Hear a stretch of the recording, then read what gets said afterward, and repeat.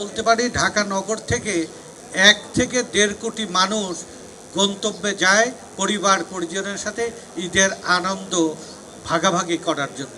আমরা অতীতে কিছু ট্র্যাজেডি দেখেছি, যেরকম যানজট হয়েছে 18, 20, 25 মাইল, এদিকে চট্টগ্রাম রোড, এদিকে নর্থ বেঙ্গল রোড, এমনকি ঈদের ফেরিঘাট এবং লঞ্চঘাট, এবং যানজটের অসহনীয় এই যানজট হওয়ার কারণে সেখানে ঈদ উদযাপন করেছে হয় রাস্তায়, না হয় ফেরিঘাটে, না হয় লঞ্চঘাটে, না হয় পথে। এটা একটা বড় ট্র্যাজেডি। এই সংবাদগুলো আসলে সবার মন খারাপ হয়ে যায়। এইটা যাতে না হয়, গত 2টি ঈদে আমরা একটা উদাহরণ সেট আপ করেছি।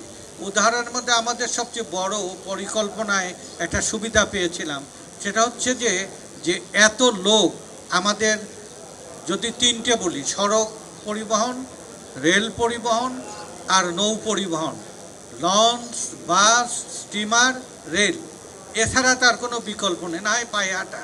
আমাদের এখানে তো লাগবেই, 100 মাইল 200 মাইল দূরত্বে একটা ট্রান্সপোর্টেশন লাগবেই। ট্রু 700 ppm আকিশ বসির গ্লাস কেনার আগে দেখে নিলেই জিতবেন।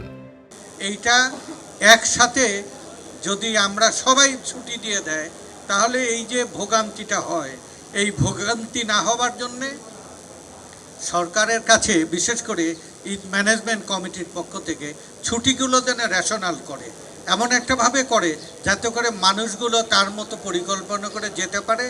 এবারও 18 তারিখ অফিস ছিলেন, এটা আমাদের এই প্রস্তাবে 18 তারিখ ছুটি ঘোষণা করার কারণে বৃহস্পতিবার, শুক্রবার, শনিবার, তাহলে আমরা 15 তারিখ থেকে 20 তারিখ পর্যন্ত 5 দিন ধরে যদি 20 লাখ লোকও যায়, তাহলে আপনার 25-30 লাখ জন যায়, তাহলে 1.5 কোটি মানুষ নির্বিঘ্নে কিন্তু অনায়াসে যেতে পারবে। এটা যদি কিছুটা সাংবাদিক বন্ধুরা ওয়াইডলি এটা প্রচার করেন, তাহলে তারা এই যাত্রীরা এই পরিকল্পনা করতে তাদের জন্য সহায়ক হবে। আর আমরা আরও কতগুলো পরিকল্পনা গতবার করেছিলাম, যে আমাদের ট্র্যাজেডি কী আছে, এক গাড়িতে যাত্রী যায় আর এক গাড়িতে মাল সামানা উঠে যায়, নারী যাত্রীরা শ্লীলতাহানি, হয়রানি শিকার হয়। প্রতিটা টার্মিনাল, রেল স্টেশন এবং আমাদের লঞ্চ ঘাটে মলম পার্টি, ছিনতাই পার্টি, ভাড়া বৃদ্ধি, চাঁদাবাজি, হয়রানি, এগুলো আমরা গতবার মালিক শ্রমিকদের সাথে নিয়ে, পুলিশ, মালিক, শ্রমিক, সাংবাদিকদের উপস্থিতিতে আমরা যেন শুধু কাগজের সিদ্ধান্ত নয়, সেটা যেন বাস্তবায়ন হয়। আমরা এটাকে সবাইকে শেয়ার করে নিয়েছিলাম যে আমরা মলম পার্টি টার্মিনালে দেখতে চাই না, কোনো চাঁদাবাজি টার্মিনালে দেখতে চাই না, কোনো ধরনের নারীর সাথে যদি শ্লীলতাহানি না, যদি অশোভন আচরণ করে তাকে আইডেন্টিফাই করে কঠোর শাস্তির ব্যবস্থা করা। আমরা যদি, আমি আর একটা কথা বলেছিলাম যে আমরা 1 মাস তপস্যা করি, যারা মুসলমান তারা আমরা আল্লাহর সন্তুষ্টির জন্য 1 মাস অভুক্ত থাকি।